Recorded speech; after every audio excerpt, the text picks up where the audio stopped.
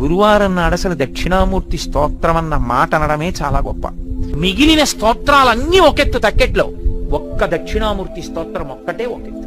ఈ శ్లోకాల్ని, ఈ స్తోత్రాన్ని, దక్షిణామూర్తి స్తోత్రాన్ని ప్రతిరోజు ఎవరైతే ఈ స్తోత్రాన్ని చదువుకుంటున్నారో, చదవడం చేత కాని వాళ్ళు, చదువుకోవడం వచ్చిన వాళ్ళు చదివితే వింటున్నారో, విని ధ్యానం చేయగలుగుతున్నారో, ధ్యానం చెయ్యలేకపోతే కనీసం పఠిస్తున్నారో, వింటున్నారో, ఇలాంటి వాళ్ళందరికీ కూడా సర్వాత్మత్వమితి స్ఫుటీకృతమిదం, ఆత్మ అనుభవంలోకి రావడమే కాదు, దానితో పాటుగా సమస్త సిద్ధులు కూడా కలుగుతాయి. అందుకే అవి ధ్యాన మంటపంలో కూర్చుని ఒక్కసారి ఆ స్తోత్రం చదివి వెళ్ళిపోతే చాలు.